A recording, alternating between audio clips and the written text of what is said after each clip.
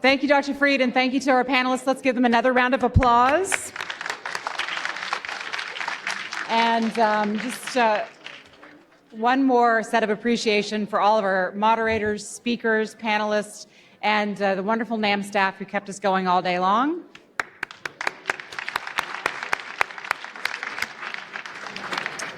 And thank you to all of you for being so engaged and asking questions. Now we turn to the final session of the annual meeting. You can all clap for that too. I'm just being facetious. The President's Forum, which is going to be entitled Revolutionizing Women's Health, Envisioning a New Era of Progress, Policy, and Research, led by and moderated by Dr. Victor Dzau. And I will now welcome Victor and the panelists to the stage. Thank you all very much.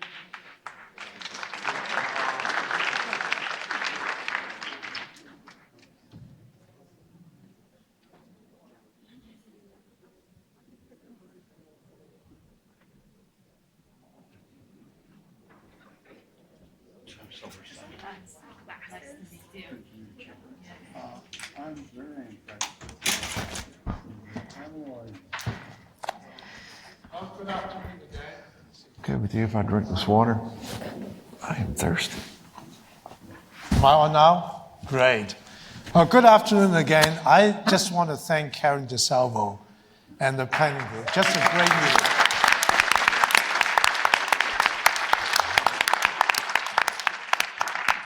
So now we're in the home stretch. We'll have drinks for you afterwards and dinner. But I think this is going to be the highlight, in my opinion, or everyone is a highlight. Let me just simply say the following. When I think about this meeting on Women's Health Selfless Society, I think you really met all the goals.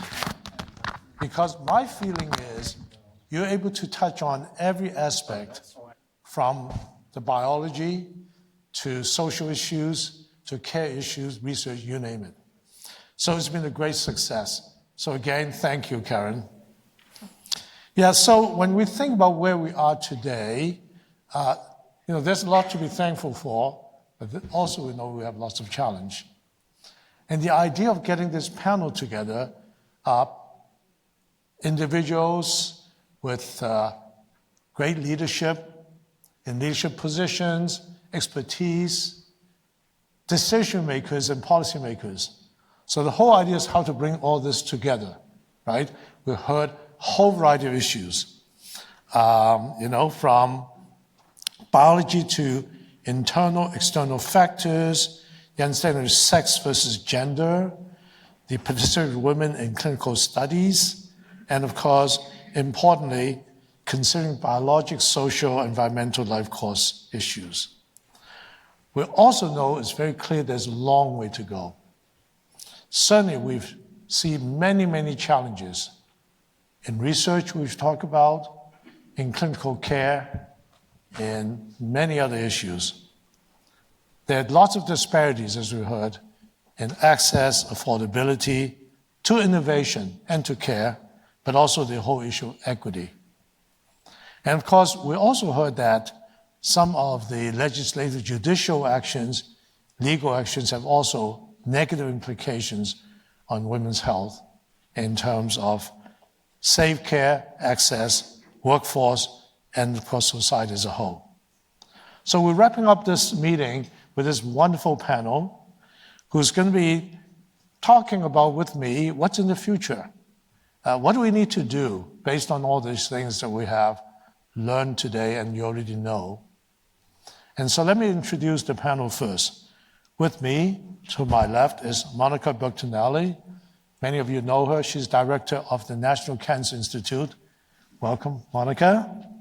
And then Iffath Hoskins, the immediate past president of the American College of Obstetrics and Gynecology, professor vice chair of the Department of OBGYN and Montefiore Medical Center. And then, of course, there's Mark McClellan, professor of medicine, business and policy, and director of the Duke-Margolis Center for Health Policy at Duke. We're so glad that Representative Underwood can be with us. She's a member of U.S. House of Representatives, representing Illinois 14th District. And then there's my old friend Rob Califf, the FDA Commissioner, and of course Nicole Shanahan, Great to have you, founder and president of the Beer Echo Foundation. I thought what I would do is ask each one of them, no slides, to think a little, one question, then I'm going to go a round of questions for them, and maybe a second round, then we open for discussion from the audience. So I think if you look at being leaders, experts, policymakers, if you look forward, based on where we are to the next 5 years, what is the most important issues that you feel that we have to address in women's health? Monica, can I start with you? Yeah, thank you, Victor. Can you hear me? Nope. Nope. Uh-oh. Let's see if I can make this. There we go. Okay. Well, I'll pick one. Actually, I'll pick two. Let me start. We need more women in leading roles in research. I'm going to confine my comments to research specifically. And first, let me start by saying that the recent Nobel laureate prize announcements certainly affirm the value that women bring to biomedical research.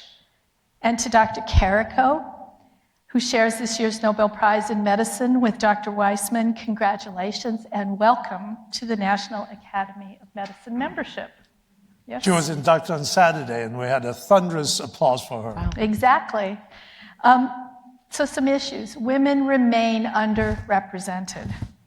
Although there's been great progress in women entering the field of biomedical research, right now, today, women make up half, actually maybe even a little more than half, of those receiving doctoral degrees in life sciences. More than half. However, here's a sobering fact. Only about 1/3 of those applying for research project grant award funding at the NIH are women. Now, when women do apply, they're funded at exactly the same rate as men, but they don't apply as often. And why? What is preventing younger women from taking, younger and mid-career women from taking this critical step toward academic research advancement? This issue is undoubtedly multifactorial. We know that women still spend more time than men when it comes to childcare during a part of life that is critical to academic development. We also have data showing that within institutional settings, women spend more time in service roles, serving on more administrative committees, teaching, and women actually spend more time mentoring. These are critical activities, but they must be balanced for women with enough time for their own academic advancement. Unconscious bias is still very much with us, with women not considered as displaying qualities of leadership as often as men. The good news is that when we address this issue deliberately and consistently, we see real improvement. More women are assuming leadership roles than ever before. Today, I'm really proud to say that 12 of the 27 directors of NIH institutes and centers are women, an all-time high. And this fact changes society's notion of what a leader should be. Okay, next. We clearly need a more comprehensive approach to women's health research overall.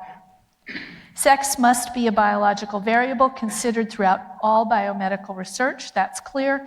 This has been a policy of NIH since 2016, but it's still incompletely implemented. We have seen research successes for women. We heard in the last panel about the great contributions of the Women's Health Initiative.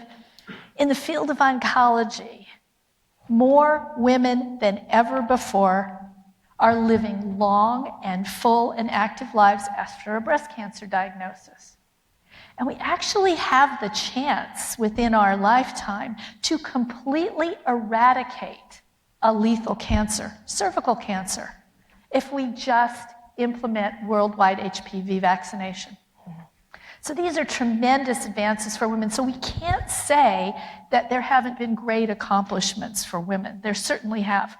But both of these success stories are still marred by disparities in access and inclusion for some, particularly Black women, those of low socioeconomic status.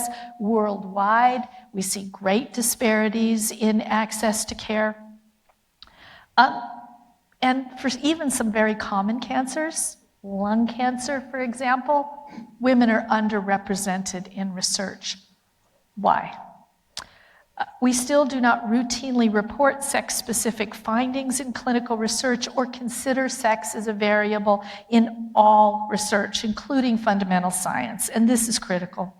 Another issue, we need to understand sex and gender issues in the uptake and adoption of evidence-based care. So we have a lot to do across the entire waterfront of research. Let me just close by saying that society is changing, but not fast enough. Biomedical research must accelerate efforts to achieve inclusion at all levels, not just by counting numbers, but correcting knowledge gaps, supporting those in research with unfair challenges so that their talents can be realized, and ensuring that our research results apply to everyone. I really believe that success will lead to more success. So let's point to the successes we have now and get going to make sure that we expand them greatly. Thank you. Wonderful.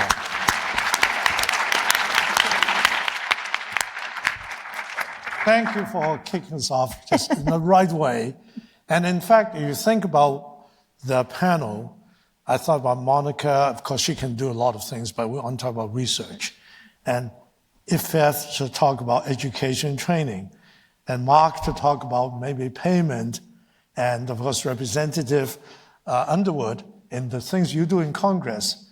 And Rob Califf, of course, thinking about the FDA regulation. And then Nicole representing, in fact, the more private-public perspective, particularly since you are a major funder of those areas. So, perfect start. Iffath. Thank you, Victor. Can you hear me? Yes.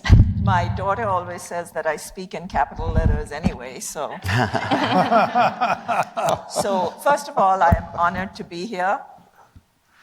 Raised in Pakistan and Nigeria, worked in Oman, came to Washington, D.C., did psychiatry at St. Elizabeth's Hospital, trained in the military, Navy, Bethesda, and Walter Reed, worked at NIH, then in New York. So here I am today. It's like that Carnival Cruise jingle. If my friends could see me now, I won't sing because then everybody will leave.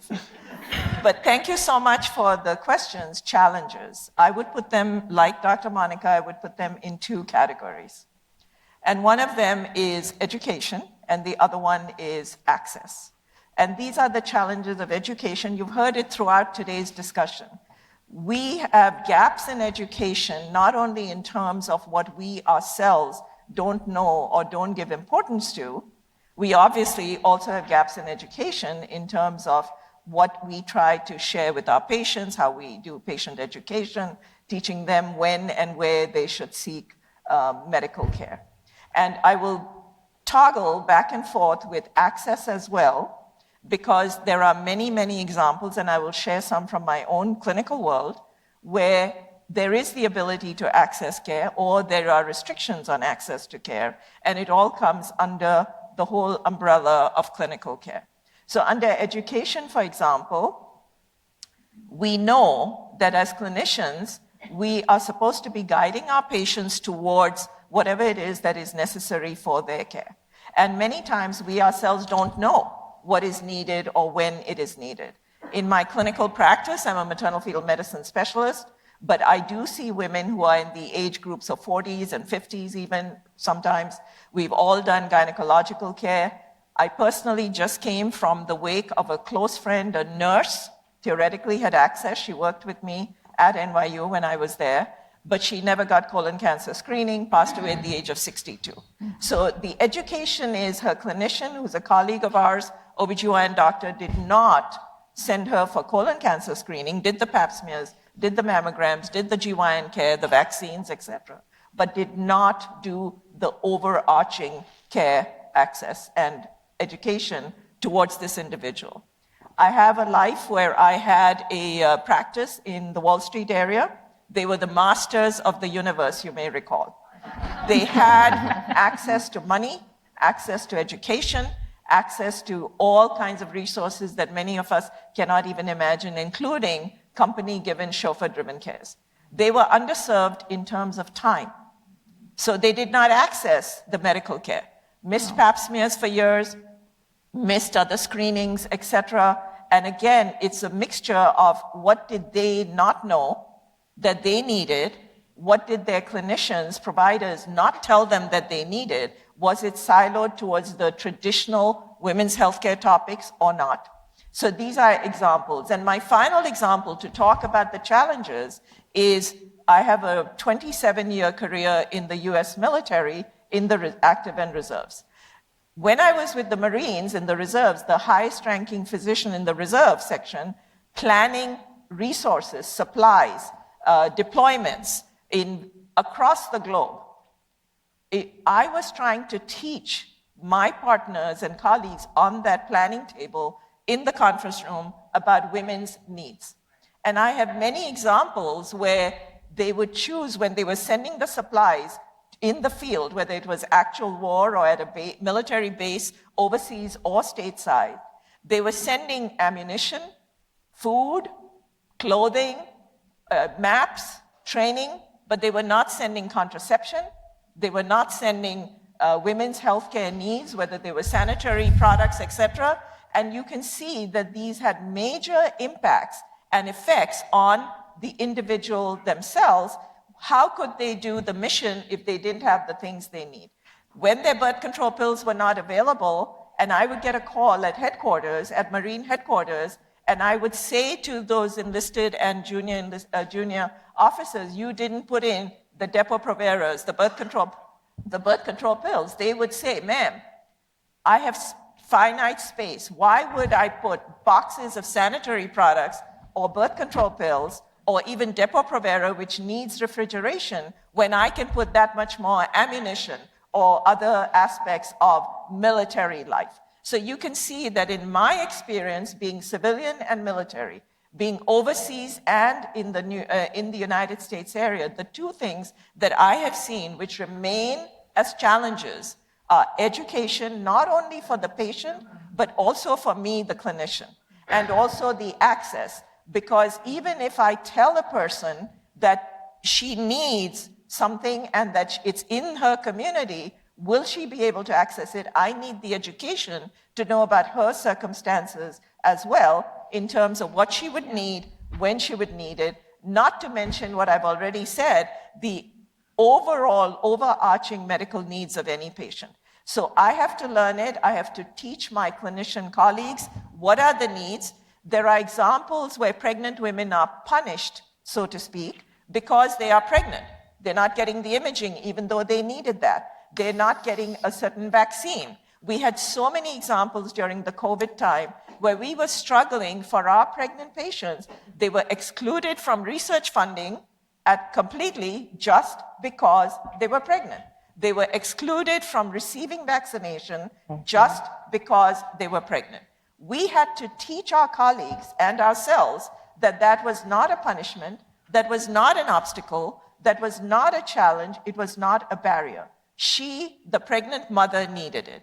The final comment I would share with you today is we must always remember that in obstetrics, although it is a small window of a woman's life, and we heard many examples today, but it is a major milestone in her life.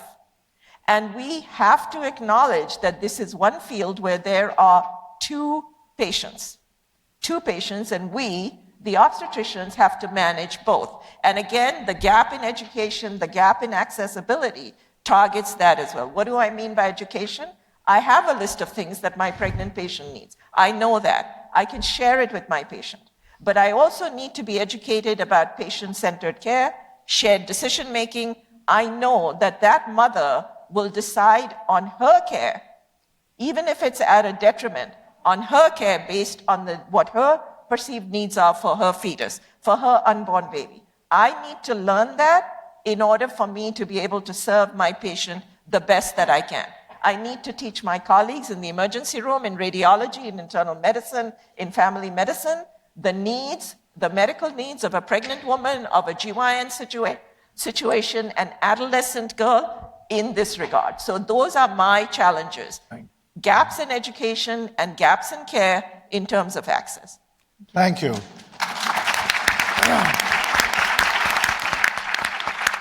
I think you set up a later conversation really well, and with your vast experience, it's really helpful to hear this. So Mark, previous administrator of CMS and former commissioner of FDA, broad experience in government, and now you run policy and medicine at Duke Medical Center. So what's your thinking? Well, just first of all, thanks, Victor, for putting this together. You, the National Academy of Medicine team, deserve a whole lot of credit, and all of our speakers today, and all of you who have stuck with it for the whole day. It's definitely been a worthwhile experience. I'm going to leave. I would like to start by saying we need better evidence, especially on impact of sex differences. I'm going to leave that to maybe Rob to talk about more, since he's a current commissioner and a little bit more up to date on those issues, but I'd like to come back to that topic. These are, for many of these issues we've talked about today, impact of drugs in people who are pregnant or lactating, preventing preterm birth, et cetera. It's really hard to set up clinical trials because of concerns that people have about potential harms. That said, for a lot of the other topics we've talked about today, impact of chronic diseases or combinations of chronic diseases and so on, there is a lot of opportunity available through innovative approaches to clinical trials. So I hope we can come back to those topics. I want to talk, since you introduced me and talking about payment, about tying in policy to all of this, especially picking up on something that Paula said this morning, is that the evidence we do have, we're not using, and does it really matter if we haven't figured out ways to translate it into practice? And I know that the citation at 17 years, it doesn't have to be that long. And we heard a lot today from organizations that are taking lots of different pieces of evidence, whether it's on how to diagnose and manage chronic diseases more effectively in women, and especially women who come from disadvantaged backgrounds, or how to address the social factors and underlying stresses that are so important for long-term health, or how to address loneliness. Those are things that our healthcare systems traditionally haven't paid much, if anything, for under so-called fee-for-service payment systems, which really disadvantage women and people who are likely to have more serious issues in these areas. But I think the good news is that we're starting to see that change. And I have to tell a story, too. You might think, like, this guy, what lived experience does he have for the topics today? But I got it by osmosis. So I grew up in a family with 3 brothers, still not much lived experience, and a single mom who decided that when we were still in elementary school, she needed to do something to change policy because the way that they were managing the school wasn't addressing some of the education needs and so forth. And so she went to a school board meeting. The male school board, all male, told her, thanks very much, ma'am. We'll try to take that into account. Of course, they didn't do anything. So she decided, Victor, to run for president of the school board, got out there, went all across Austin, Texas.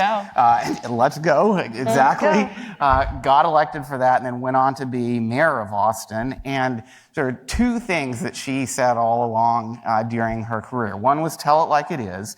And the other was to go in and make the changes. So I was talking to her when I went from FDA to CMS. This is when the Medicare Modernization Act passed. How should I introduce myself to the agencies? We've got really a chance to change policy here, some new programs being implemented. Well, tell it like it is. And so my first talk as CMS administrator was to our staff at CMS. We were a bunch of really dedicated professionals whose job keeps getting harder and harder, and thanks to Congress, bigger and bigger. We do our best. And so I started out the talk by saying, you are the nation's largest public health agency. No offense to my friends at FDA, but CMS then was spending about $800 billion a year. Now it's up to about 1.3 trillion with the expansions in the ACA and the expansions in Medicare drug coverage that went along with the Inflation Reduction Act. And I remember seeing people look around a little bit, and when I went off the stage, my chief of staff pulled me over and said, Mark, you're at CMS now, which is under the Social Security Act, not the Public Health Service Act. You're not at a public health agency. But that was kind of the point. How we pay in healthcare matters. And if you think about all of the examples you heard today of organizations that are trying really hard, as Neil Shah said, it's not people, it's system. I want to modify that a little bit. It is people. There are a lot of very well-intended health professionals, community health workers, others who are trying, as my mom said, to make a difference in people's lives. But it's not easy to do the right thing with a lot of our payments and regulations in place today. If you want to set up a program that does longitudinal care for individuals, coverage is really important. So the ACA expansions of coverage, the more recent expansions of coverage for continuous Medicaid coverage for a year after birth, those are all important steps. But as we've seen, that hasn't been enough to reverse these trends towards increasing maternal mortality, declining life expectancy, differences affecting racial and ethnic groups within populations of women. What has started to make a difference is combining using the evidence on what drugs can work, what diagnostic tests can work, with building out longitudinal care models that also ask about what's really getting in the way of people fulfilling their health. And that's very often social factors, community factors, where those kinds of actions to address social drivers of poor health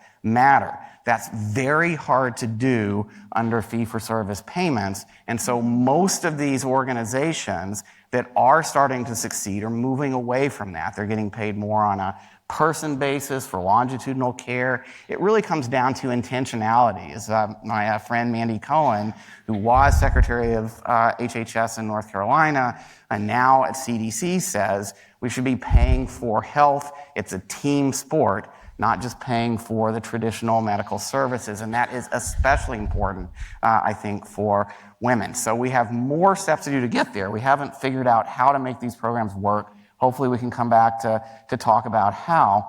But I do want to reinforce one more point that was made earlier today, and that's about misinformation and trust. There has been a significant decline in trust in many national institutions, public health institutions, et cetera. There has not been much of a decline in trust in people's trust with a health professional with whom they have an ongoing relationship. It could be a doctor, it could be a nurse they know at the hospital or clinic where they get care, it could be a pharmacist. But reinforcing those relationships to help deal with misinformation is something that goes along with these changes in payment and development of better care models that can really be accountable and intentional for improving women's health outcomes. And we're just in the early days, I think, of developing evidence on how to do this right. It's now the exception, not the rule, but the good news is, Victor, it is happening more and more around the country. And in terms of telling it like it is and making the right thing to do, the easy thing to do, more reforms in this direction, I think can help accomplish the goals that we've set out from today's discussions. Thank you, Mark. Terrific. And I'd like to come back to some examples or some ideas that you have that put forward in terms of payment. We'll come back to this. Representative Underwood, you trained as a nurse. You serve as advisor at HHS. You work for a Medicaid managed care company, and now you serve in Congress. Now, obviously, all these experiences have great influence on the way you think. And we're so thankful for what you do. Yeah. because in what you've done in Congress, and we continue to do, we're really appreciative. After all, I think you bring a really unique human perspective to these policy making. And we thank you for your thoughtful and sane voice in this crazy Congress right now. Thank you, Dr. Dzau, and thank you so much for the invitation to be with you all today. It's so good to see you. I'm Lauren Underwood. I'm the co-founder and co-chair of the Black Maternal Health Caucus, and I work with my colleague, Congresswoman Alma Adams, to run one of the largest bipartisan caucuses on Capitol Hill. We are exclusively focused on ending our nation's maternal health crisis. We know that a lot of the deaths that we see, over 80% of the deaths that we see domestically are preventable, and we are so fortunate to have great partners in the Biden-Harris administration as we continue forward on our quest to get a piece of legislation called the Black Maternal Health Momnibus Act signed into law.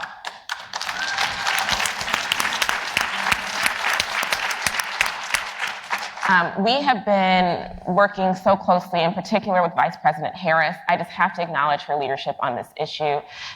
She's talking about it nearly every day, traveling around the country and making sure that we're advancing this conversation. And we've had some big wins, right? This 12-month postpartum Medicaid expansion is significant. We know that if we could only do one thing, that's the one thing that we needed to do. We need it to be mandatory, and our caucus is pushing hard to make that happen. However, we know that maternal mortality and severe morbidity is not a phenomenon limited to low-income Americans. And so we need to be advancing comprehensive legislation to address every clinical and non-clinical factor contributing to maternal death in this country. So we gathered together, many of you, we have lots of friends in this room, to advise us and pull together an evidence-based package. It's up to 13 bills to address this issue. And that's on top of the legislation we've already passed and gotten signed into law. That's on top of the significant funding increases. We cannot neglect appropriations and the power of federal funding to help solve some of these problems. And we've enacted policy changes, pushed our friends, our regulatory friends, to do more with their agencies and their current executive powers to make sure that we are pushing on every policy-making lever. And I share that with you because so often the voices of the leading researchers, academics, and providers are not that comprehensive, right? Most of the folks in this kind of academic and research space are focused on one bill at a time, and we will never be successful. And if I'm gonna be candid, most folks are neglecting the political side of this. We are in an environment where one party treats facts as opinion, right, and are not necessarily motivated to follow the evidence. If we neglect having conversations in that context, we will never be successful in solving so many of these persistent, preventable medical challenges. And I'm in the business of trying to solve problems, and I just had to say it. I hope that doesn't make folks uncomfortable, but talking about tell it like it is, that's how it is. Okay, so we've seen data year after year after year. We're now looking at CDC reporting over the last 3-4 years an 89% increase in maternal death in this country. It's unacceptable, and we have an opportunity to drive forward change. This is a crisis that is getting worse. It's not remaining stagnant, right? And it's not even variable necessarily year after year. It is just unequivocally getting worse on our watch. And I think we can take immediate action. The solution is the Momnibus. And I think, we have to be really clear. A lot of my colleagues, just saying, are really excited to pass what we call study bills. Let us examine what's going on. Let's study it. Let's have a GAO report, and let's circle back in 5 years. Absolutely not. We know what's happening, and we need to be courageous enough to pass the legislation that will solve the problem. Every minute we wait, moms are dying. So I'm happy to say more about our legislation and our successes, but really when we think about large challenges over the next 5 to 10 years, this is the horizon that we have to solve a persistent problem that's faced our country, and I'm really excited to have you all as partners in this work. Terrific, thank you. definitely want to hear some more. Okay. And your omnibus bill, especially, and of course, there's things on climate. We'll come back to that. Now, Rob, as I said the other day, I've known Rob for a long time, but Rob was the founder and creator of DCRI, which is one of the largest academic clinical research organization, and he was a vice chancellor at Duke when I had the chance of working with him. Mark, I say, tell us as it is. That's the way Rob is, right? Tell it as it is, and certainly willing to make changes. And now with your current job, I certainly feel very good about our opportunity of friendship to do things together. So Rob, tell us what you think. Sure, thanks, Victor. I was going to say, it's so great to be with Representative Underwood when she's not raking me over the coals. But you notice you couldn't resist. No. Turning and saying, Oh your my regulators gosh. need to step it up. Oh, yeah. So I'll just note that. But I'll mention two things that are squarely within the FDA swim lane and then another. None of these will be a surprise to those of you who know me. I think there are two very specific issues within the FDA swim lane that I'm quite concerned about. We need very specific studies of pregnant and lactating women so that we understand the right doses of drugs, which treatments are effective, and we need to develop products in those areas.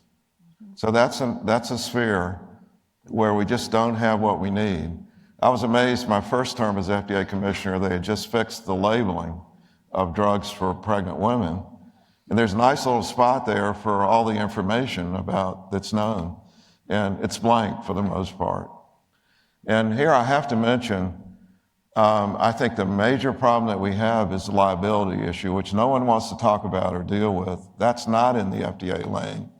But what we're hearing from developers is it's too risky for us to develop new products in this area. I hear from academic medical centers, like the one you used to run, Victor. It's too risky to do those studies to get the information. I never said that. But if you look at the time we're in with imaging and informatics where it is, this is a time to figure out the maternal-fetal interactions and which treatments are effective, and then implement those in practice. Premature labor and infant mortality, a lot of it does have to do with access and social issues, but what effective treatments do we have? Some of it is biologic. And the pipeline, empty. So we've got to do something about that. The second area has to do with the fact, and I always feel obligated to point this out, but several have done it already today. Women are living 6 years longer than men on average, and the difference is widening now. What does that mean for the aging population? And I'll just point to nursing homes as a place where I think National Academies has done some great work. But I have a mother-in-law who's in extended care. And I'll tell you, you go in, it's almost all women. What do we know about the right care for people that are in this situation? And it's millions of people. Does anyone know the right dose of any drug for someone who's over 80 years old? For example, I would say the answer is no. So we've got to very specifically do studies in these two areas and develop effective treatments, use the same evidence generation techniques we use. And while I just want to point out the NIH has made tremendous progress in the gap in sex enrollment in clinical trials. We're about to put out a paper that shows basically on average it's 50-50 at this point. That's tremendous progress compared to where we were. But we got to get to the next step and look at these special populations where just enrolling them in regular clinical trials is not going to answer the questions that need to be answered about them. Then the third area that really is in this handoff, I've always likened it to a baton handoff. We have spectacular biotechnology in play now that could do wonders for women and for men. But I'm very worried that what we're seeing is very much reflected. I referred to the Washington Post yesterday. I think it should be required reading the 3 articles from last week. We are seeing a decline in life expectancy. It's been referred to, but I'm not sure we're absorbing the magnitude of this decline or the difference that it is compared to other countries in our same economic sphere. We're at 76 years now and going down. I was in Singapore with John Wong, who was the co-author of the Healthy Longevity Report last week. 85 next year will be their average lifespan.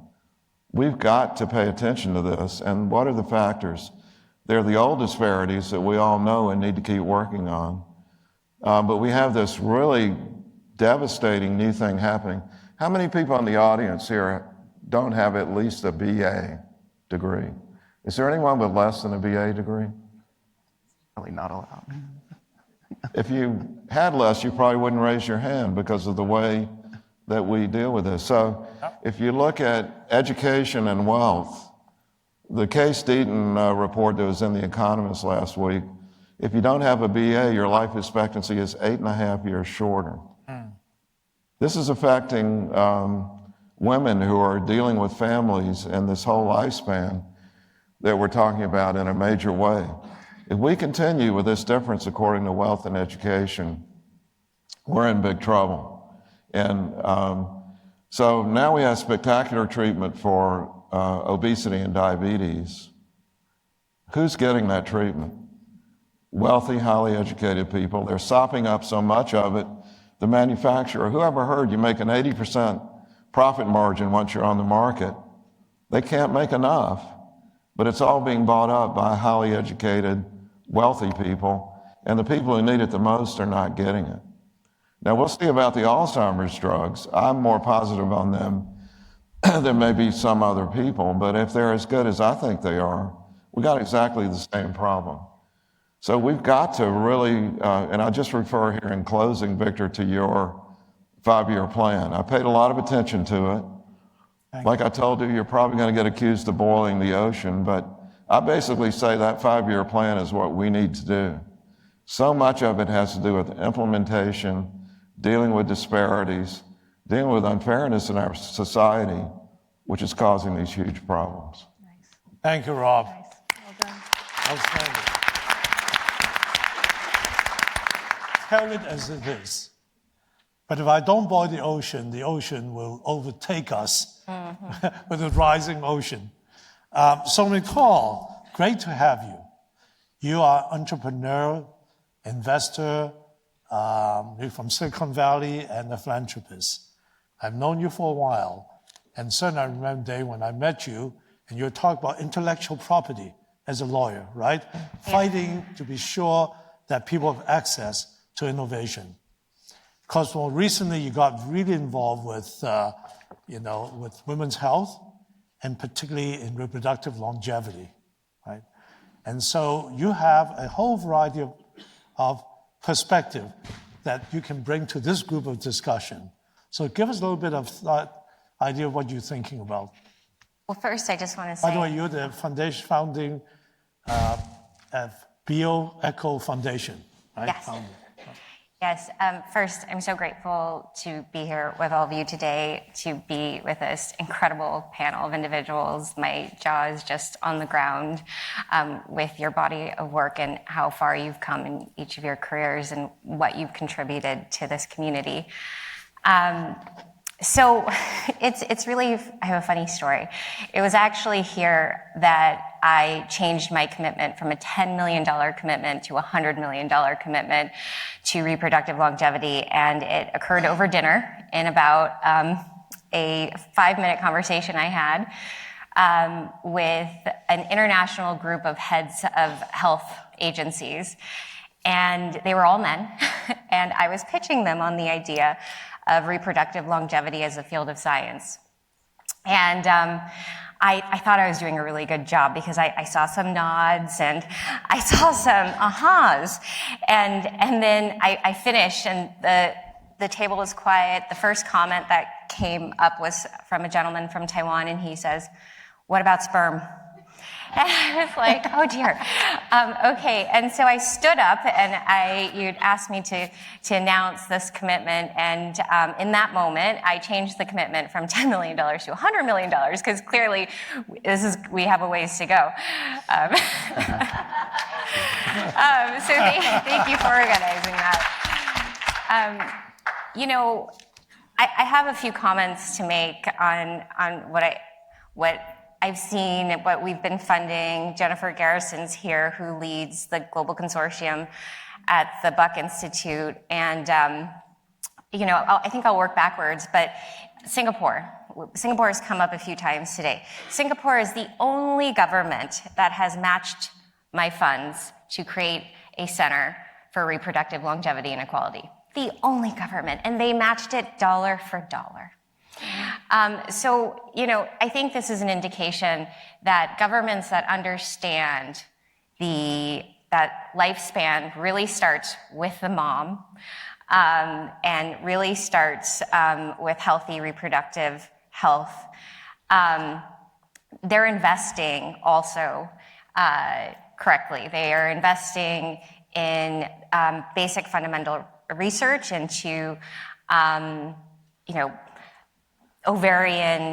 really fundamental ovarian science. And when I say fundamental, you say, well, don't we have that completed in our corpus of science? No, we don't. We actually do not.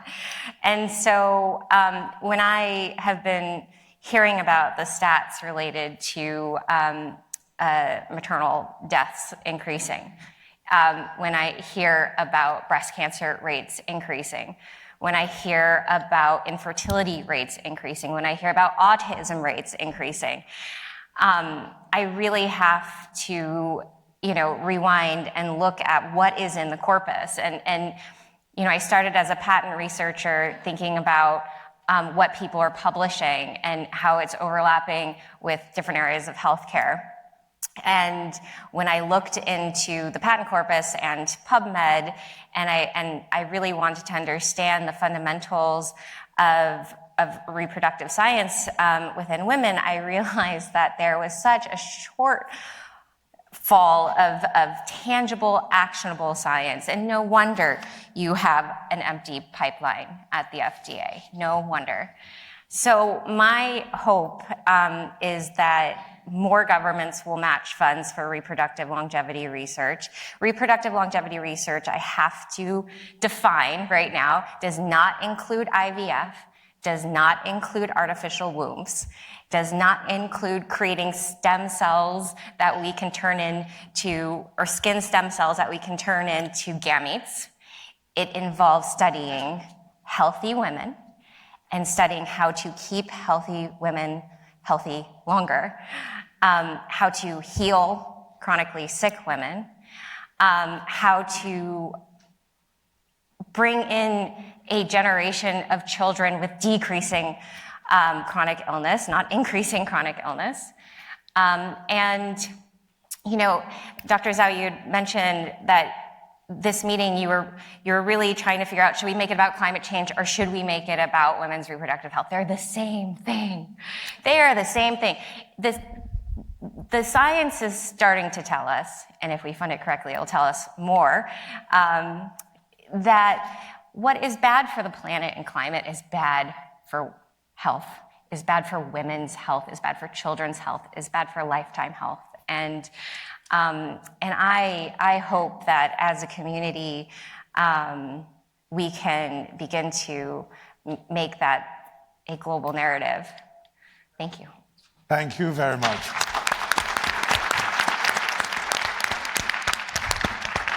Perfect comment. So I'm going to ask one round of questions for each, although anybody can jump in if you feel that that's also part of what you want to talk about. And let's see how much time we've got, because I'm sure the audience has lots of questions. This is your chance. They're the guys who are movers and shakers, want to make sure they do the right thing. So Monica, first question, of course, being NCI director and a leading women's health researcher, particularly in cancer, you said about maybe insufficient women's leader and researchers. But also we heard throughout the day about possibly that perhaps the understanding women's health research and the funding is not quite there yet. Now, we had Janine Clayton, who did a great job talking about the Office of Women's Health Research, but it's not a funding IC, right, institute. And when you start looking at where's women's health research going, for gynecologists, it's NICHD, child development, right? So there's a lot of push now to say, maybe we should do things differently, right? We have been asked in National Academies by Congress to take a look at women's health research at NIH. They're still working on it. I don't know what the committee's thinking, but we'd love to hear what you think as a leader in this area. So thank you, Victor. You know, there's two ways. One way is to say we are going to create a very large and funded institute purely to serve the needs of women. There's another approach is to say women are critical to NCI's research, NHLBI's research, the Genome Institute research, the knowledge base in the National Library of Medicine. Women's research belongs everywhere.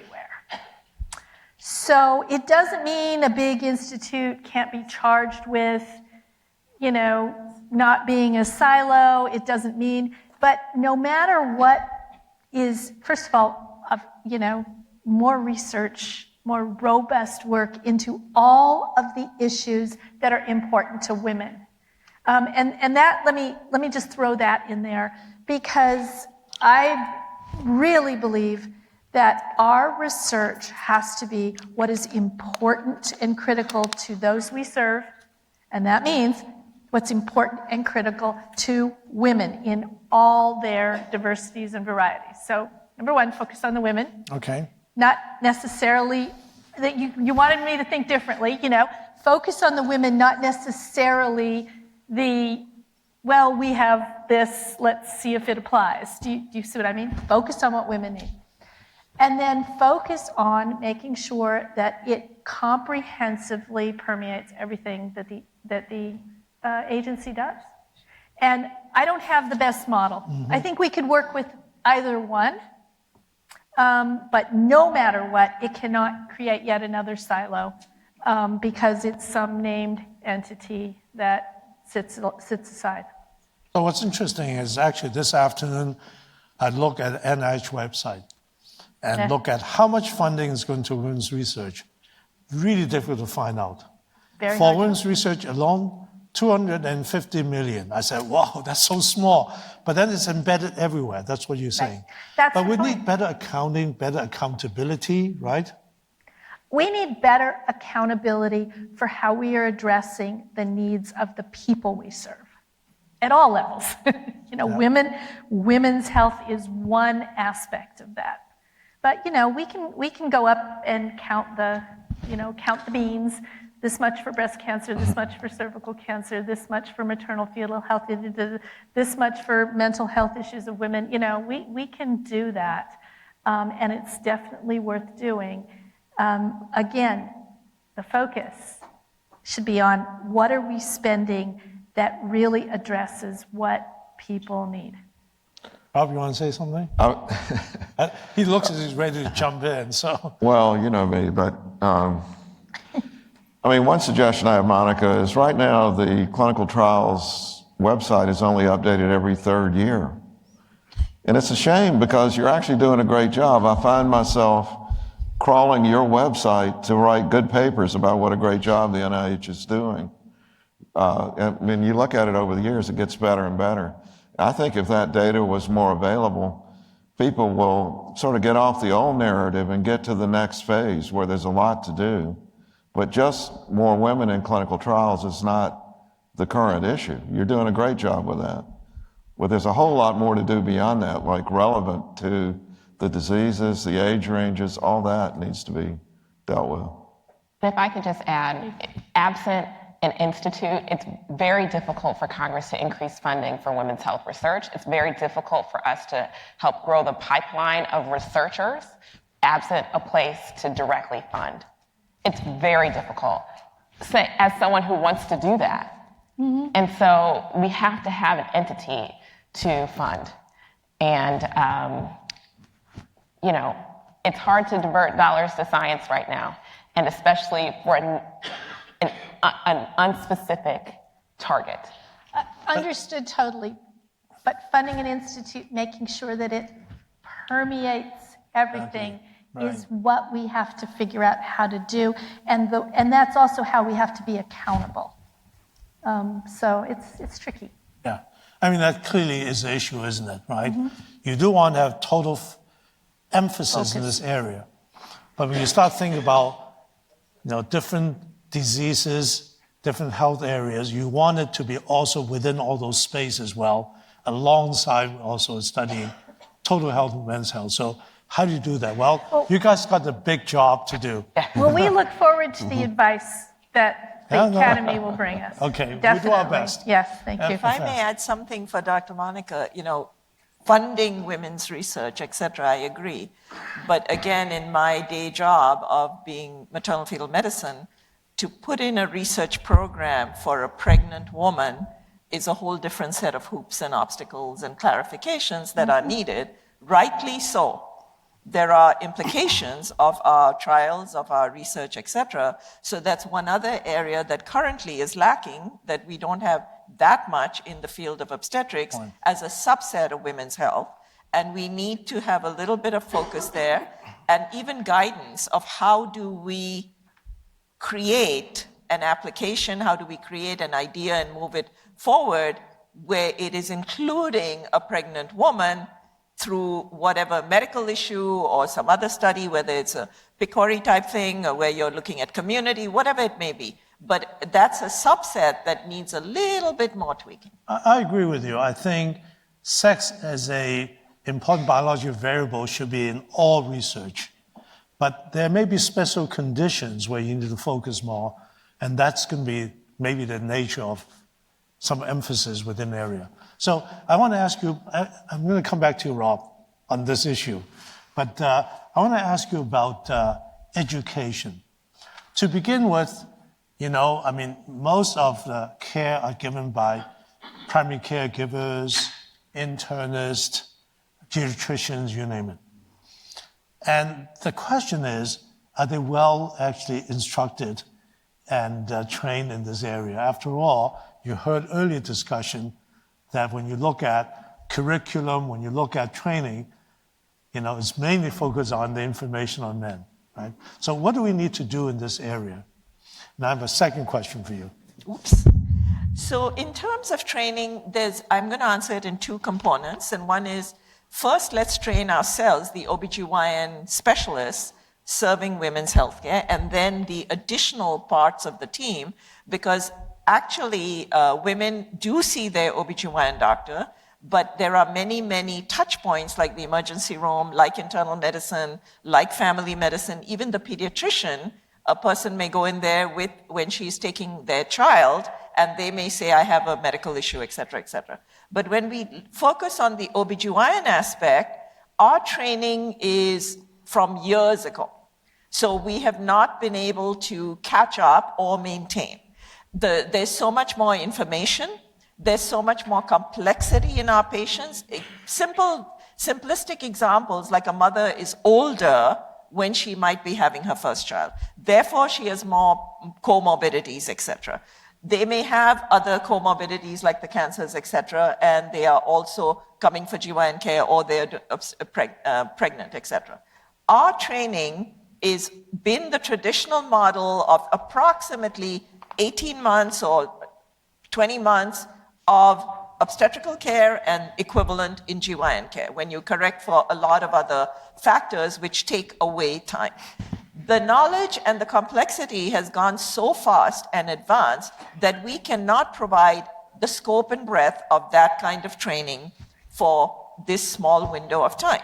We also know from workforce studies that many of our graduates, in terms of OBGYN, do not go into general OBGYN. Many of them choose to subspecialize in one area or the other, yet we are using up the foundational months to give them the overall scope of the field. There are many advantages to that, but the disadvantage is that they're getting less time, less experience within that particular future or current chosen area there will be. So now the thing is, how many years of training should we have, and what should we stick into those years? It clearly is different across the world. In Sweden, it's like 5 years or 6 years. United Kingdom, up to 7 years. We have 4 years of training in the United States for OBGYN, not even for the other ancillary people who also provide women's health care. So in those 4 years, we are not able to give them the training they need. That's even outside of the legal ramifications and obstacles that we are facing currently. So we do need to come up with ways that in that window of time, they would be able to get the scope and breadth of that training in the areas of surgical expertise, in the area of clinical and didactic expertise. Very quickly, the other part is we are lacking in teaching the concept of the whole patient, shared decision-making, patient-centered care, ethics, legal. It's all coming together as one whole, and by the time we finish teaching the surgical procedures, which we are not able to get the desired numbers anyway, while we are teaching all those other things, we are not able to do everything in all aspects of it. Having said that, this is in OBGYN. Now you look at internal medicine, emergency medicine, radiology, other fields that also touch on women's health. They have to learn their own areas as well, plus we have to teach them the importance of women's healthcare needs. So I think that ultimately we would have to over-educate and spread our education through simulation, through 3D modeling, through other very, very innovative areas where they can, and different people learn differently, so that's a whole other discussion. But overall training right now has many gaps, has many needs. We are not fulfilling any one of the aspects well. We're trying to do a lot of things for a lot of aspects of women's healthcare, and sometimes we get good enough for government work, and sometimes we miss. Iffath, I do have to ask you this question. State-restricted abortion is really changing the workforce in a big way, right? Both in terms of the practice, right? Now we talk about state from state to state fragmentation, the concern about legal actions, but also the trends of the match. You're getting fewer and fewer people entering OBGYN and more people leaving the trigger states. So just a short answer. Okay. First of all, I'll give you some facts. Approximately 43 to 45% of our trainees currently are being trained in areas that already have restrictions on the aspects of reproductive health care. So if you just take that one simple area, they're getting trained in various aspects of women's health care, except an essential aspect of women's health care, which is abortion training, contraception, reproductive health care. So if they stay within the community where they are, clearly there are going to be gaps and inabilities to practice that and therefore to provide for their patients. If they move somewhere else, they will not be adequately trained to be able to provide what the patients need. These are raw numbers and they're real numbers. In terms of people choosing where they will try to get their training in terms of the match, they are looking at aspects of reproductive health care in making their choices. In terms of being present in a location which we call a trigger state, where there is restriction on reproductive health care, restriction for abortion, etc., they are saying, as soon as I finish, I'm out of here. And one thing we need to consider is, it's not only OBGYN, it's not only abortion care. I, in my capacity last year as president of ACOG, would get calls from dermatology saying, I can't give my patients methotrexate. I would get calls from individuals who were taking care of arthritis, saying, I can't give my patients these medications because of the restrictions on the drugs, etc., etc. The general surgery people were saying, we can't manage these patients who are coming into the ER, especially in rural areas, because there's these restrictions about the heartbeat and the fetus, etc. So the problem is in terms of training that it is making tectonic shifts within our workforce.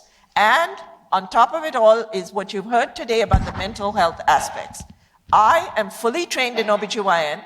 I have the right to provide all aspects of OBGYN care to every person who seeks OBGYN care from me. If I am restricted when I know that's what they need and I'm not able to give it, that's a burden on me emotionally as well. I have talked to clinicians who have PTSD.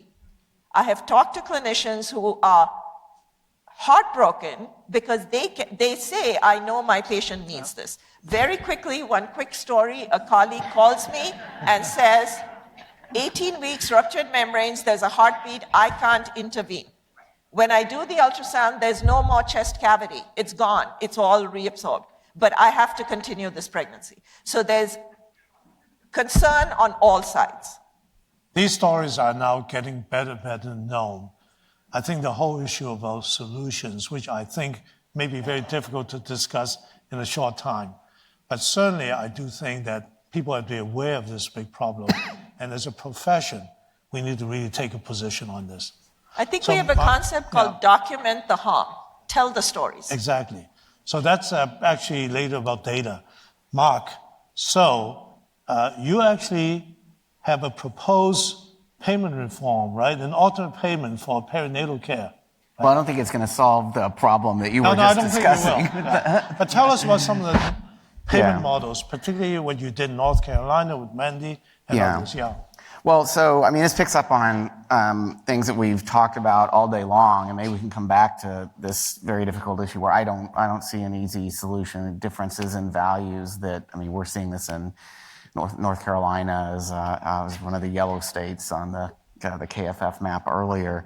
But where there is some more common bipartisan ground, kind of many of the areas that your bill is focusing on, we heard earlier today about a number of collaborative efforts around the country, like the California Maternal Quality Care Collaborative. There's others like it. Your bill would, or your set of bills would help advance those efforts that combine the attention to more high-quality longitudinal care for pregnancy and what comes after pregnancy. Remember, as we heard about earlier today, a lot of the maternal mortality is not within the first week or even the first 60 days, but out to the first year. So that are moving in the direction, well, how do we support and make those kinds of models, the right thing, the evidence-based thing, the easy thing to do? So there are a number of states, including Connecticut, Pennsylvania, others that have implemented in Medicaid payment reforms that try to put together funding that organizations that are willing to take on more accountability for the new mom's whole prenatal and postnatal care experience, including the perinatal care, in a more coordinated way that gives them a way to sustain that approach. The early versions of these approaches, not just Medicaid plans, but many employer plans, focused on things like quality improvement that could also lower costs. Like, why do we see, due respect to the OBGYNs, 50, 100% variations in C-section rates from state to state and community to community? They now are focusing much more on the deeper issues that really affect health outcomes as well, like for women who are having difficulty accessing prenatal care and finding ways to go out and engage them.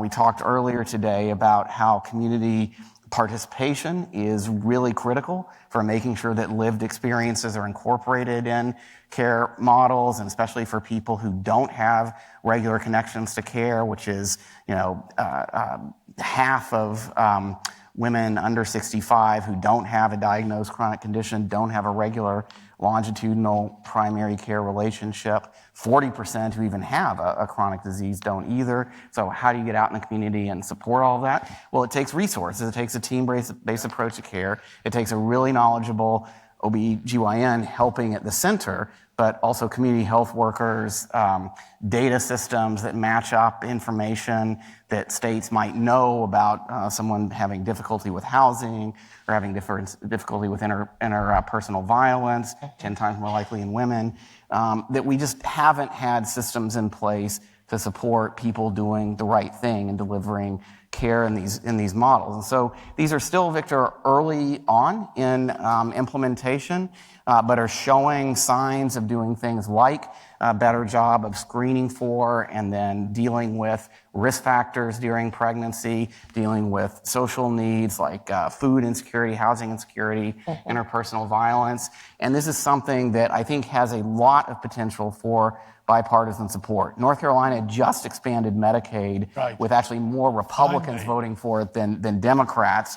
That came about because a big part of the presentation of the coverage expansion was that this is about more continuous coverage a year after childbirth and more continuous coverage for women and families generally, but it's really about making progress on things like those maternal health outcome trends that are really worrisome, as well as the risk factors during pregnancies that are not well addressed, short of mortality, that are not well addressed in our traditional kinds of models. So North Carolina and the Trump administration got some underlying reforms approved, like a Healthy Opportunities program that involves setting up statewide networks that connect community-based organizations to healthcare organizations. The healthcare organizations have the relationship and the trust to often screen people for needs, but don't have by themselves the ability to do something about it.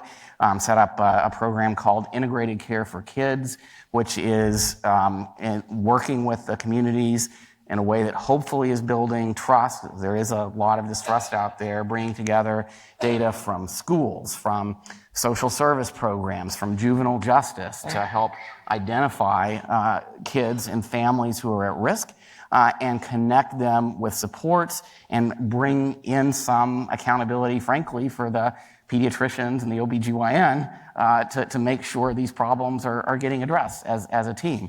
We're still in early days of implementing it, but I have to say, one of the big selling points for the Medicaid expansion was, look, we'll be able to bring in the mom and the whole family, not just dealing with this as a kids-only problem and expanding these efforts. So early days, Victor, but I think there is a lot of opportunity to make this kind of approach to care the norm, not the exception, and make it much easier for everyone here who is trying so hard to address these underlying health inequity issues to do something about it. And by the way, these health systems that are tracking patients longitudinally are a great place to do, not to add on to the NIH oversight hearing here, but a great place to do practical clinical trials in real-world community settings where you can actually collect reliably the data that you need, and you have the trust and ability to enroll patients in closing some of these evidence gaps. Well, earlier Paula Johnson has optimism. That certainly sounds very encouraging. Thank you. And so, Representative Underwood, you started telling us about the 13 bills, right? Now we want to hear how much momentum and what are your main goals. Okay. And I do want you to say a word about climate, because you have one of the goals. Yes. So let me just start out by saying that ending our nation's maternal health crisis is not a partisan issue. We can call it bipartisan if that makes you feel better, but it speaks to a core American value, which is that in 2023, we should be able to keep moms alive during and after pregnancy. And that, that should not be just a privilege of the few in this country, right? And it doesn't matter what side of the aisle you sit on, most of us can come to that place and affirm that we want to be a place where moms can survive pregnancy and childbirth, okay? And so, I think what you've heard is that we have so many examples across the states of models that work. What the barrier has been is funding in many examples. And so the first thing that you raised was California's Perinatal Quality Collaborative. That is funded through an existing authorization to CDC. And so what we've been doing is every year just increasing that amount a little bit over time. Why? Because it takes $1 million for a state to set up a PQC. So why don't we just get them $50 million so we can get it in 50 states, right? We are working on that every day, but we don't have some lobby out there pushing my colleagues forward, right? And so we are small but mighty doing this work, but it's not a mystery on what the solutions are. We know that there's great models in the states for Medicaid plans to be able to do more to serve the families that they touch. We have a bill, Impact to Save Moms, that Jan Schakowsky leads, to scale up CMS's ability to more robustly fund and do this work for the state Medicaid programs. That's in the Momnibus.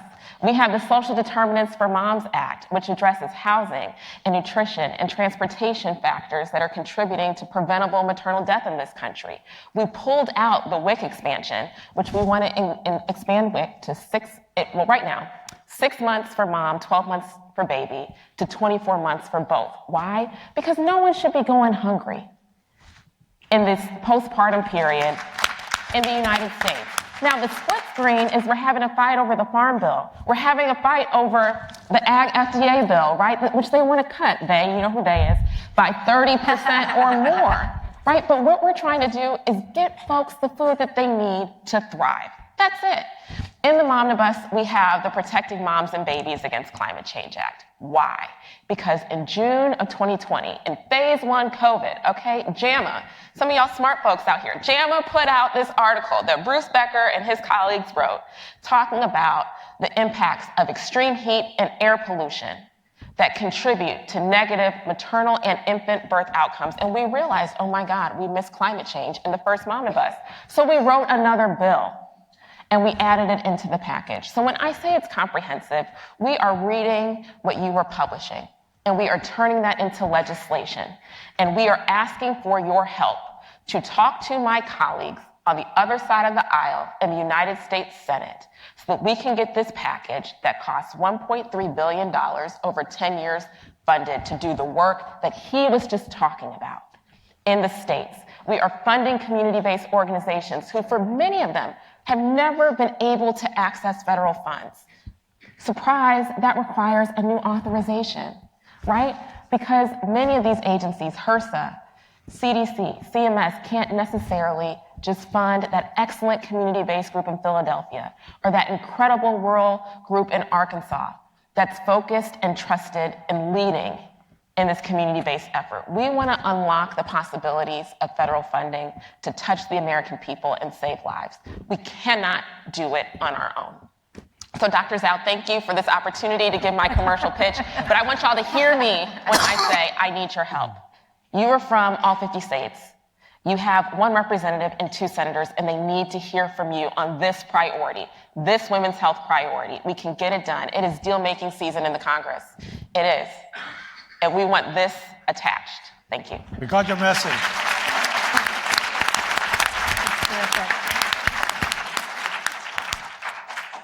So, Rob, so much to talk about. I'm not even sure I can start because you did mention pregnant and lactating women. You did have a draft guidance, but nothing's happened, I think. And the question is, what's next? But I have a few more important questions to ask you. I mean, this one is important. You know, you mentioned about the pipeline. I'm going to ask Nicole that question as well. But I think you also mentioned the fact that the pipeline is driven to a large extent by having a market to a more wealthy clientele. Did I get it right? Right? So we have just released a report about a framework for equitable innovation, which argues that equity should be in every part of the ecosystem of innovation, in which one would argue that when you write a grant or when you go to FDA, just like you ask for diversity in clinical trial, you can make that kind of a condition to look at consideration. Talk to me a little bit about how you think. Okay. How do I say this nicely? I'm full of bravado. When I go around the world representing the FDA, the U.S. is #1 in innovation, creativity, developing new technologies. We're doing our job at FDA.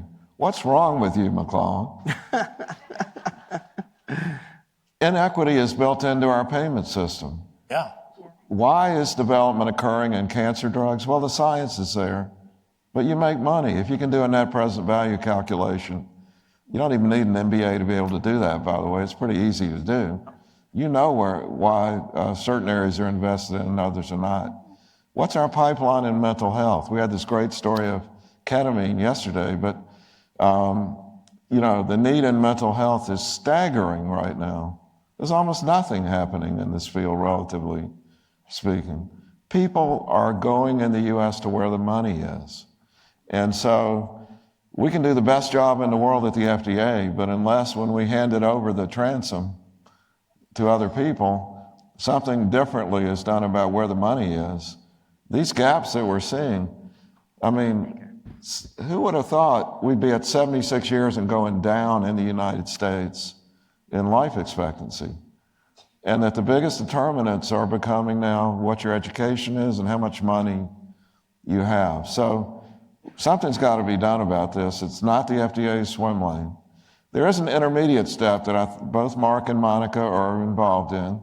We do, one way to look at it is, well, here's the way I say it. Most people around the world, I've done multinational clinical trials my whole career. They just say if you just had a primary care system in the U.S. like we have, you'd be fine. It's not fancy. UK, by the way, doesn't have great health records, despite what people say. They do put things together, but they're on like their 9th iteration, and they're going to pay, Peter Thiel some huge amount of money to try to fix it.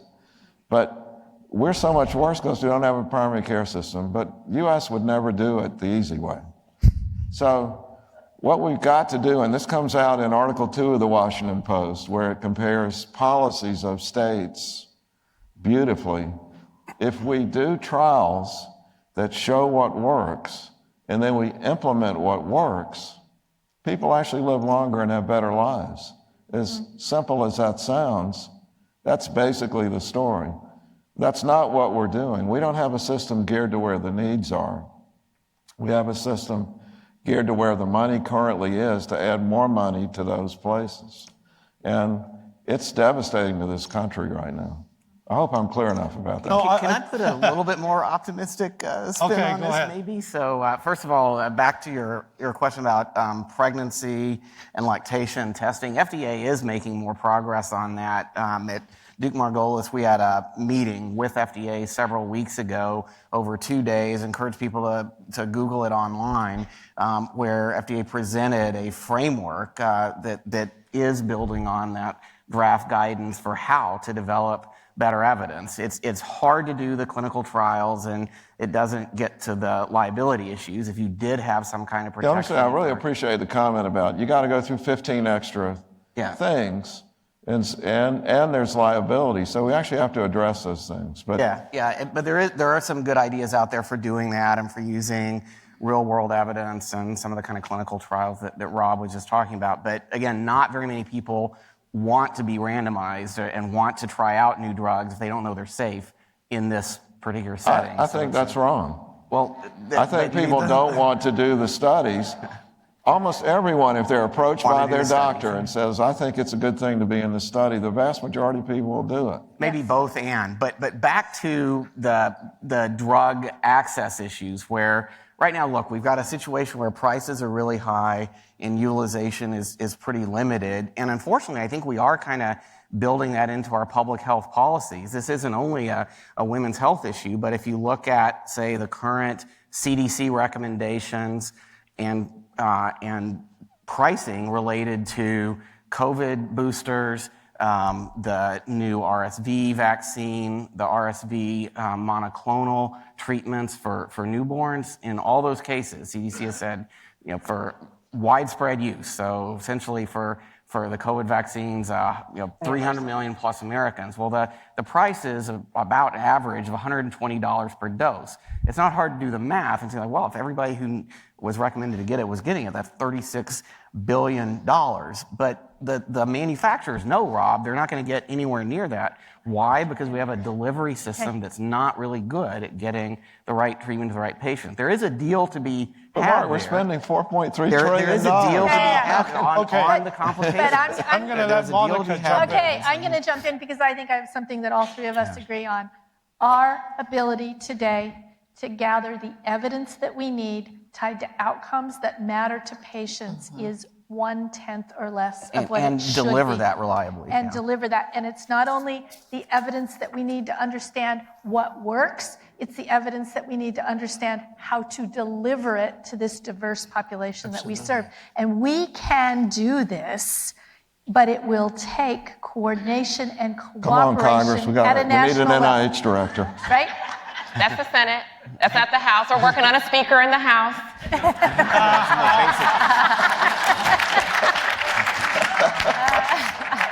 Okay, so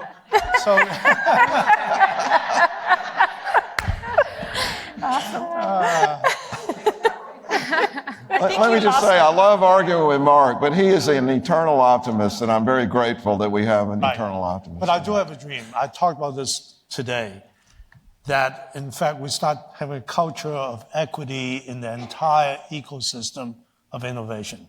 There you go. Starting with the way we do research, design clinical trial, going to NIH grant evaluation, as well as going to technology transfer, and hopefully to get our partners in the private sector to come along with this. I mean, at least I have a dream. I'm working on this. So anyway, I do want to ask Rob a quick question, but a very short answer. All the legal actions that's targeted to you at the FDA, right, and Alfred Pistone and others, how do you actually see this, and how do you address this? Well, FDA, as you know, is full of people who follow rules.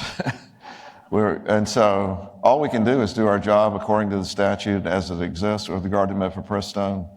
Full-time civil servants with no conflict of interest evaluated the data, came to a conclusion. We reevaluated, came to the conclusion again. That's our conclusion. We can't control the courts, but we do have to follow orders from the courts legally. That doesn't mean that there aren't administration strategies, which I can't discuss, as you well know, to deal with all this. I do want to thank you for the first over-the-counter birth control in the United States. It's in the FDA mission that people should have access to therapies that are shown to be safe and effective for a given indication. So Nicole, perfect segue to you. First of all, we talked about pipeline, right? We talked about equitable access to new innovation that can help reproductive health. And then Representative Underwood talked about climate, which is an environmental factor, right? So say a few words about how you see the whole industry bringing more people into this research, creating more equity, and make products that's really affordable. I have a happy statistic to share. So the Buck Institute has been underway since 2020, and they implemented, under Jennifer's guidance, a new institutional and gender bias removal process. So they've taken out anything that would indicate institution or gender from any application. The results were pretty interesting. Total for all grants awarded, 34 women, 17 men, 67% were women.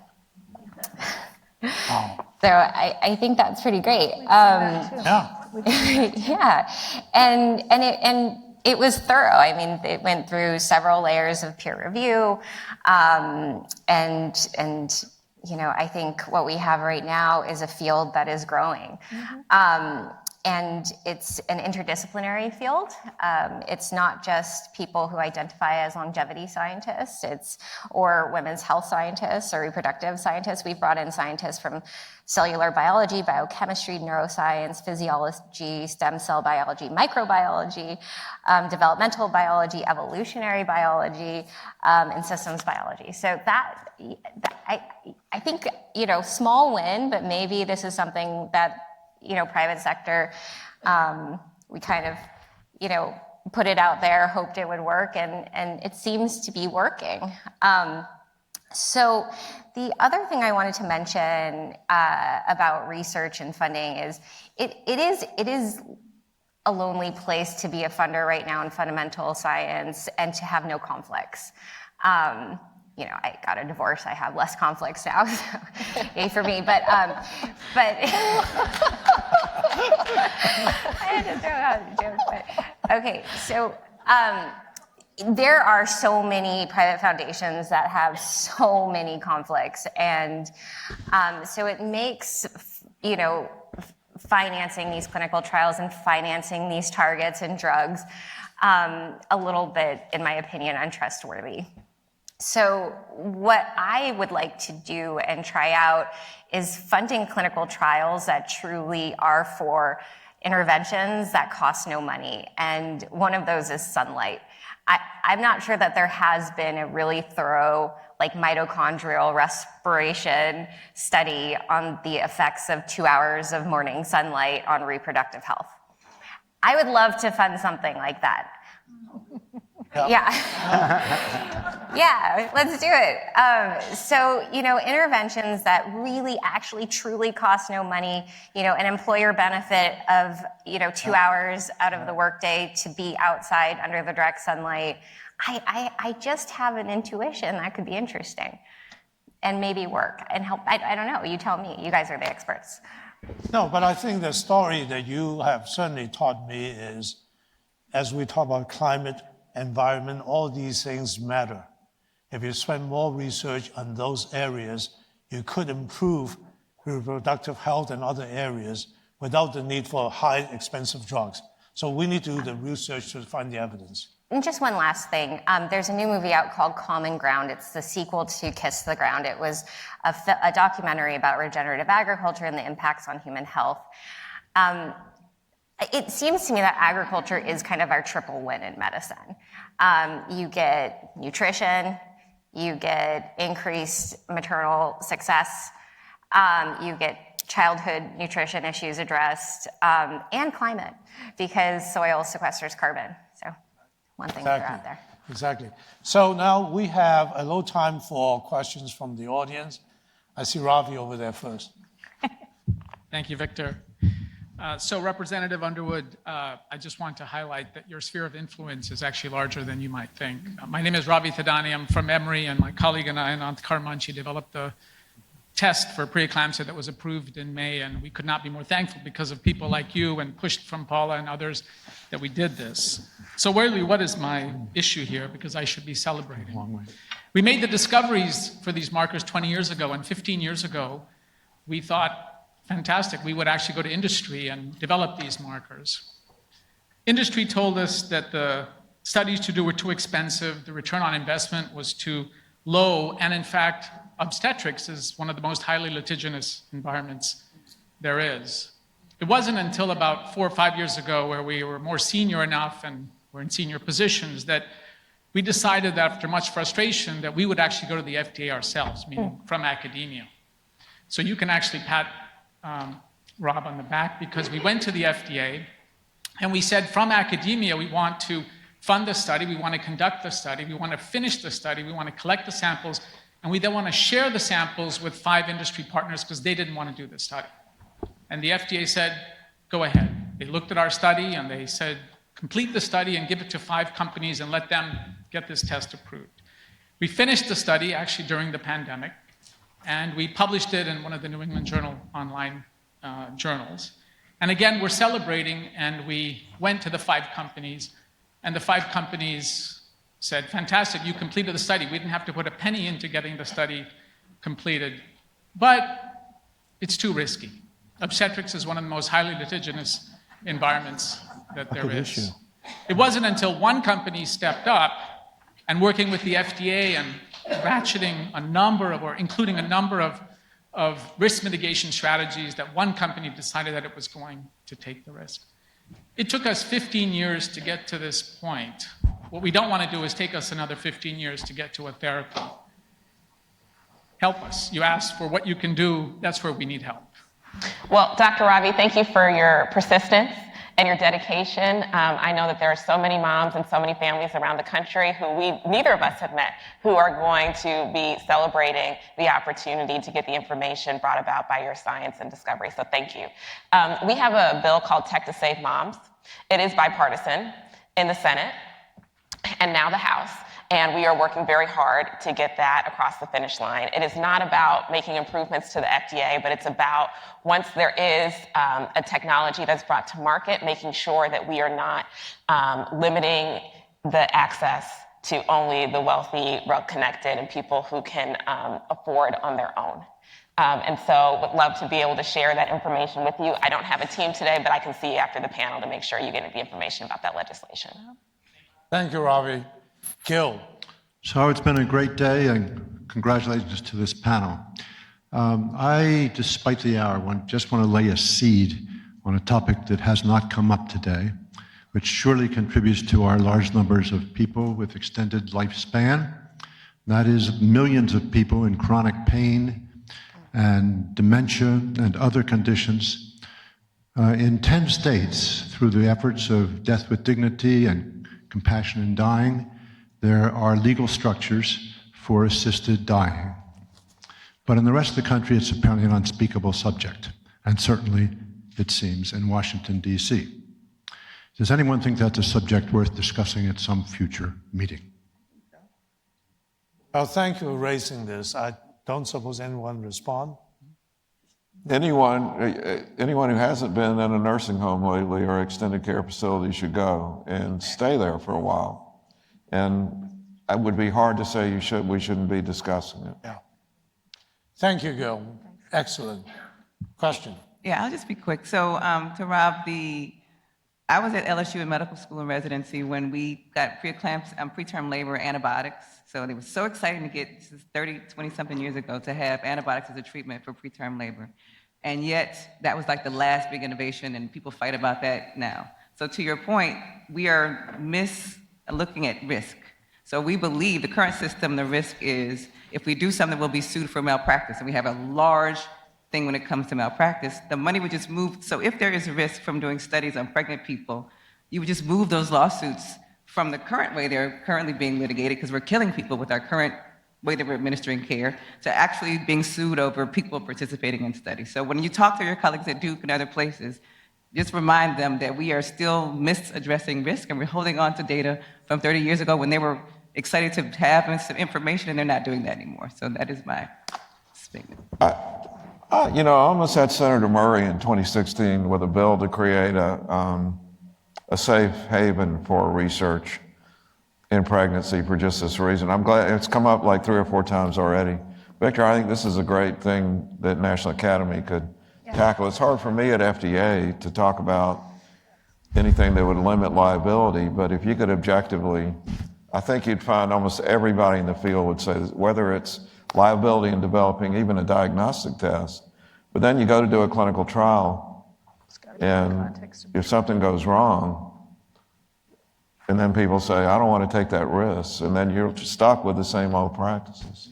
If I can add, Yes. In August, there was just a new drug that was approved by the FDA to treat postpartum depression, and it's a pill.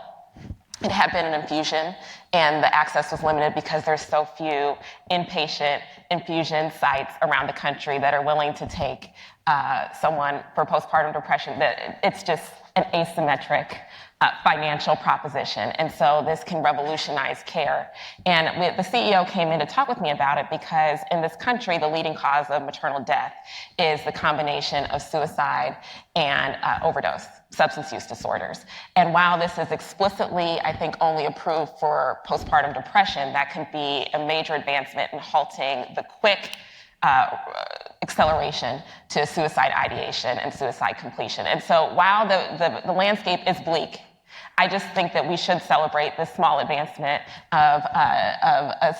you may, listen, I give Dr. Califf a hard time sometimes on these things. Oh, really? Yes, he knows it because, I sit on the subcommittee that funds his agency. But this is one area that's very exciting. And I just think it's great that we were able to get it to market. And maybe they can have a competitor, and maybe, we can have some robust innovation in postpartum mental health, because this is what's taking our moms right now in the United States, across race and ethnicity. That's right, and OUD, huge issue, and getting access to OUD treatment and pregnancy care is really, really hard. CMS has a new initiative on that, the maternal opioid misuse program that not many states have taken up yet. But let me just say one thing. One of the best things about being at FDA, hopefully you feel the same way too, is that you go into your office every day knowing that no matter what you do, you're going to be criticized. So you may as well do the right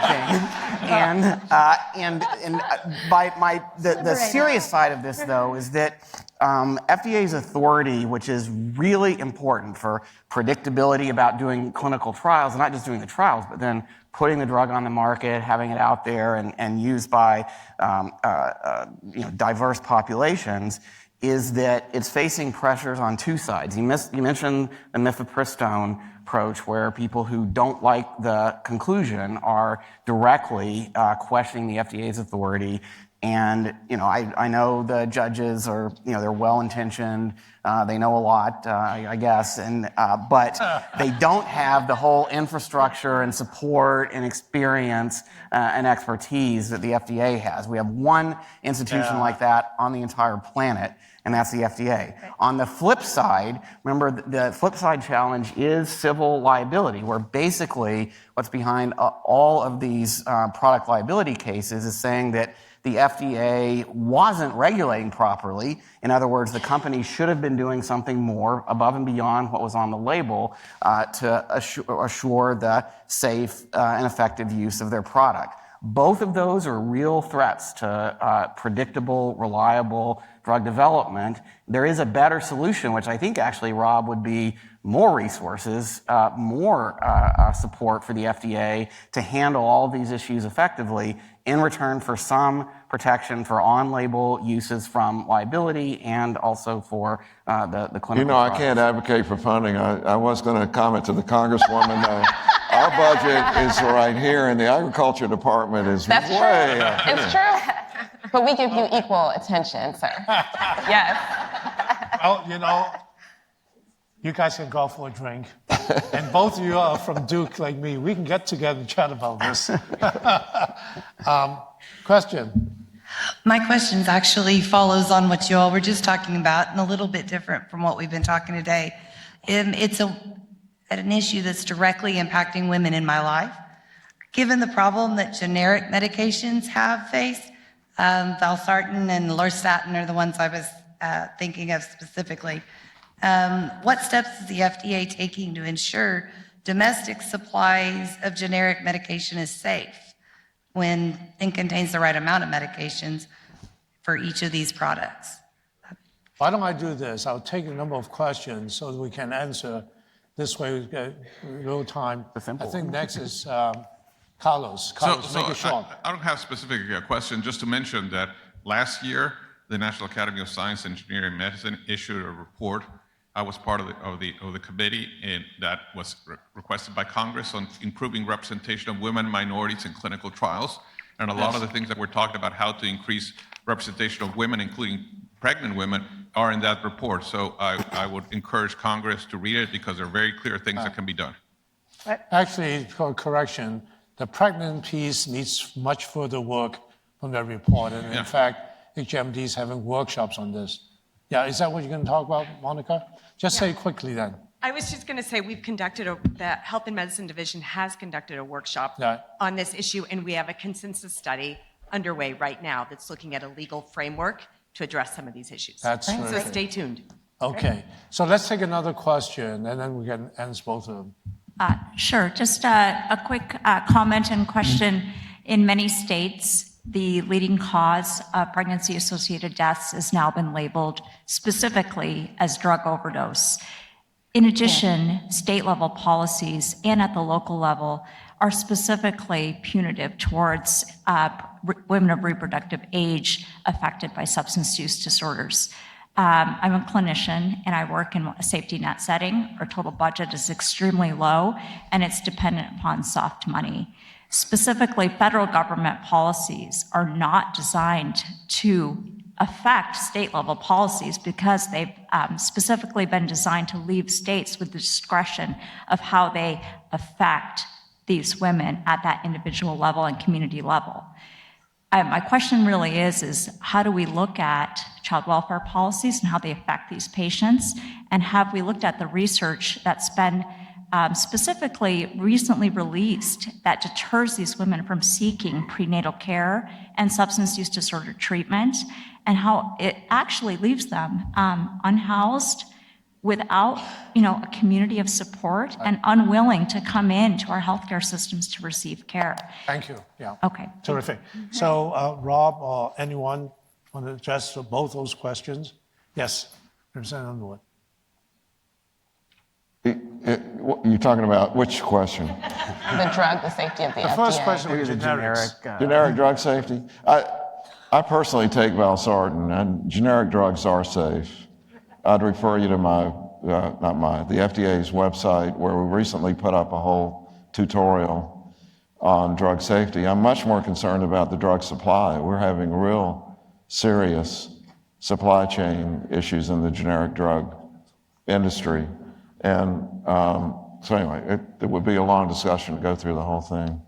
And I support a public health approach to addiction and substance use disorder. We need to remain firm, even in the face of really tragic stories where it's easy for people to get wound up and try to just, as they say, lock them up. This is not the way to keep families together and build strong, healthy communities. Separately, I would direct you, I'm sure you've read it, ma'am, an article in the New Yorker from this spring around postpartum psychosis and the really unique challenges there. And this is why I believe we have to be intentional about growing and diversifying our workforce.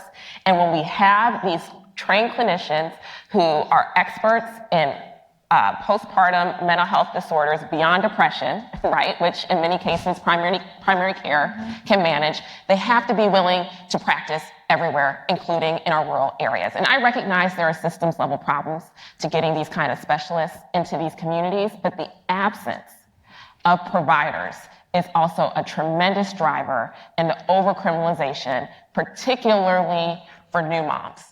We gotta be able to get people in care, or else they end up in jail. Sorry. Yeah, thanks. No, I was going to answer the substance use. That's Can you fine. be very short? Yeah. Yeah. I'll try. Okay. So the substance use, I just want to remind us that the place where the patients touch the health system is usually the emergency room or with the internist, which you were talking about, Dr. Dzau, that, what about training? What about education? It is very rare that a postpartum mother or a pregnant mother will access an OBGYN regarding substance use. It is preventable, is the leading cause of preventable maternal death. So if we can do the training for the emergency room and or internist, but mainly emergency room is where the touch points are for substance use disorders. Thank you. An exception, not the rule, but there are a few programs that are integrating OUD support with pregnancy care, and there are some examples, CMS programs in a few states that are implementing them. Now, don't you think this panel is outstanding? We're